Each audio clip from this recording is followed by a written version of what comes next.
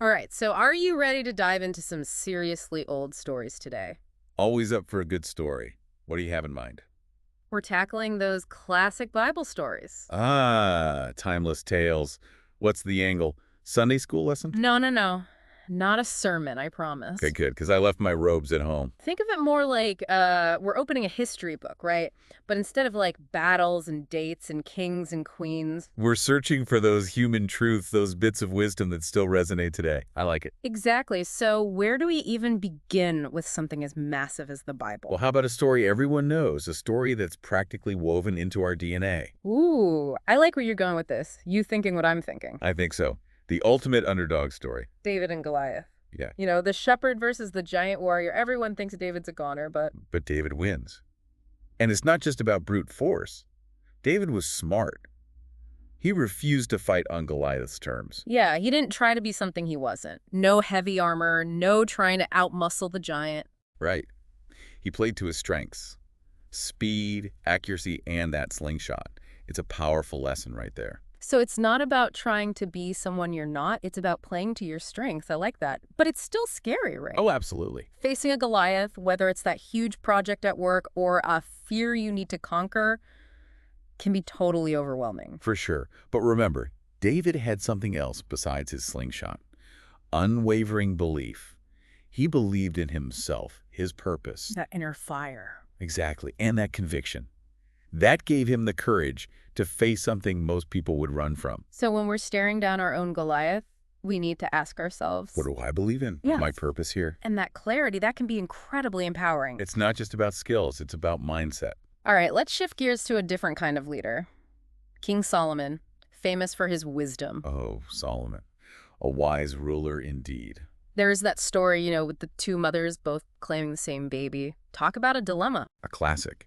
And Solomon, he could have easily judged based on appearances or who argued the loudest. But instead, he did something unexpected.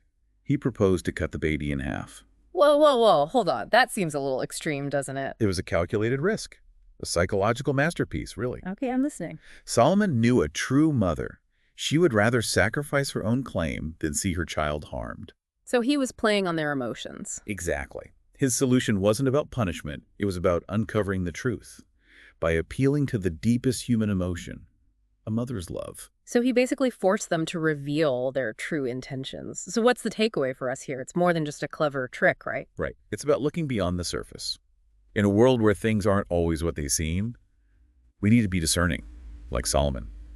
Seek solutions that are just, but also compassionate. Solutions that cut through the BS and reveal the truth. So much deception these days. It's everywhere. Think about the decisions you face in your own life, the conflicts. How often do you need to dig deeper, really understand people's motivations? All the time. It's like everyone's got a hidden agenda. It can feel that way sometimes, right? Okay, enough about wise kings. Let's talk about a character who's a bit more, thought complicated. Samson. Strong guy, terrible decision-making skills. Ah, Samson. A walking paradox. Blessed with extraordinary power, yet so flawed. How about not thinking things through? Right. But see, that's what makes him so interesting. He embodies that classic struggle between strength and weakness, impulse and control. Your cautionary tale. The dangers of unchecked passion. Exactly. He's like a walking, talking what not to do guide, right? All this power, but his own weaknesses brought him down. Yes, but there's more to Samson's story than just his downfall. Even at the very end, blinded in prisons, he finds a way to reclaim his strength Bringing down the temple. on himself and his enemies. Tragic, yes, but also a powerful moment of redemption.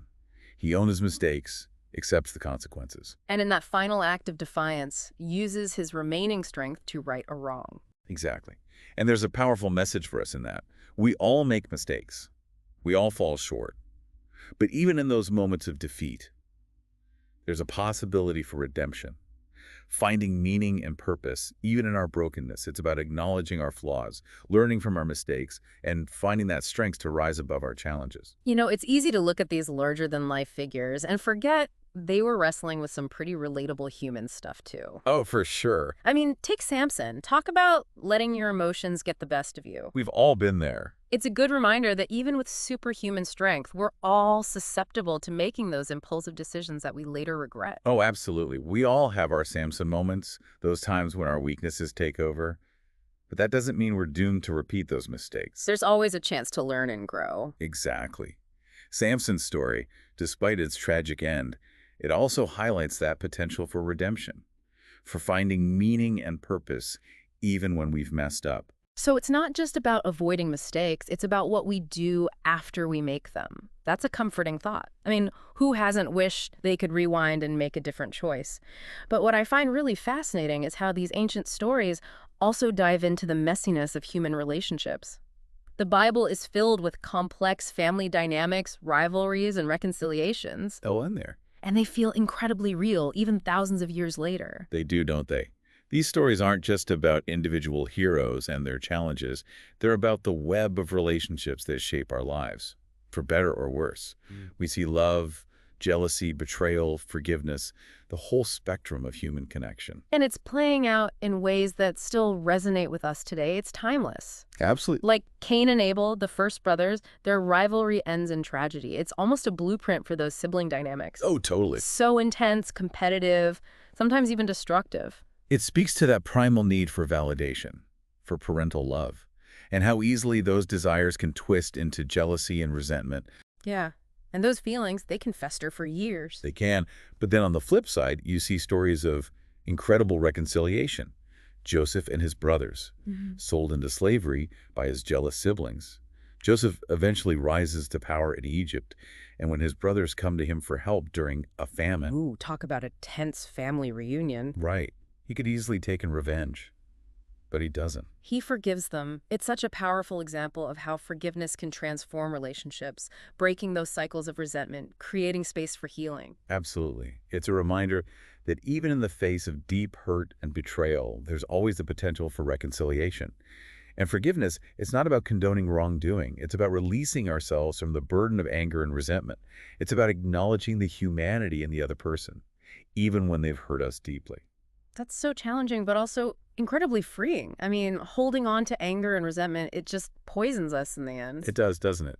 It's like drinking poison and expecting the other person to die. It really is, but there's another element in these stories that I find incredibly compelling. The idea of faith. And I'm not talking about religious dogma, but that innate human longing for something to believe in, something that gives us strength and hope when things get tough. That belief in something bigger than ourselves. I get that. It's like that feeling of knowing that even when life throws those curveballs, there's something, some force for good in the universe that's got our back. I think we see that in stories like Noah building the ark, right? He had to have an incredible amount of faith to undertake such a monumental task, especially when everyone thought he was crazy. Oh, absolutely. Noah's story, and others like it, they highlight the power of faith to inspire action, to push us beyond our comfort zones, to persevere even when faced with doubt and ridicule. It's that belief in something beyond the immediate, something that gives us the courage to keep going, even when the odds are stacked against us. It makes you wonder what we would be capable of if we had that kind of unwavering faith. What dreams would we dare to pursue? What challenges would we overcome? Those are great questions. And as we continue exploring these ancient stories, I think you'll find they offer a surprising amount of wisdom and insight for navigating our own modern challenges. They remind us that even in the face of uncertainty and adversity, there's a power in believing in ourselves, in each other, and in something greater than ourselves. Powerful stuff. But speaking of legacies, what we leave behind, there's another theme that emerges from these stories: the impact we make on the world, Oh, yeah. the ripple effect of our actions, More stories. the stories that continue to be told about us long after we're gone. Leaving our mark. Exactly. It's interesting, how these stories really emphasize that our actions, they have consequences, but those consequences reach far beyond just ourselves. Look at the ripple effect, right? Exactly. It's like throwing a pebble in a pond. Those ripples, they keep going and going. I mean, think about something like the Ten Commandments, for example. Yeah, and those moral principles, they've shaped ethical behavior for centuries. It's mind-blowing when you think about it. Or even the teachings of Jesus. They still inspire acts of compassion and forgiveness all over the world. It highlights how interconnected we all are. We're not just individuals living isolated lives. We're part of a bigger story. A human tapestry. woven together through our actions and choices. And those choices, those actions, they create ripples that extend far beyond our own lifespan. So it's not just about like living for the moment. It's about considering the impact, the legacy we're creating. The mark we leave on the world. What stories will people tell about us when we're gone? Those are big questions. Yeah, pretty profound, right? They can be daunting, but also inspiring. It's a shift in perspective, moving from a self-centered view to a more expansive one. So how can we make a positive difference? What can we do? And ask yourself, how can I use my gifts, my talents, my time to make a positive difference? And it doesn't have to be these huge, grand gestures. It's not always about, saving the world. Right. It can be those small, everyday acts of kindness, those moments of connection that create a ripple effect of positivity. Exactly. Like the story of the Good Samaritan. It's not about like religious affiliation or social status or anything like that. It's about recognizing the humanity in another person, offering help without expecting anything in return. What a legacy. It is. Sometimes those most meaningful legacies, they're not built on grand achievements. They're built on those simple acts of compassion and generosity. Absolutely. Small acts can have a huge impact. Speaking of powerful stories, though, there's one that always gets to me. The parable of the prodigal son. It's about a young man who just squanders his inheritance, hits rock bottom, and comes crawling back home. Expecting rejection. Right. But instead, his father welcomes him with open arms. Such a powerful story about forgiveness, reconciliation, and unconditional love. No matter how far we've strayed, no matter how many mistakes we've made, there's always a path back home. It's that universal longing to be accepted, to belong, to feel loved and welcomed, even when we feel unworthy. It gives us hope. It does, yeah. Especially when I think about those times in my own life when I've felt lost or disconnected. It reminds me there's always a chance to start over.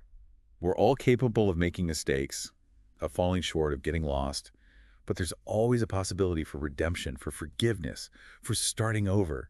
That's a powerful message for all of us. It really is. It reminds us we're not perfect. Yeah, You know? definitely not. So as we wrap up this deep dive into these ancient tales, what's the key takeaway you hope our listeners walk away with?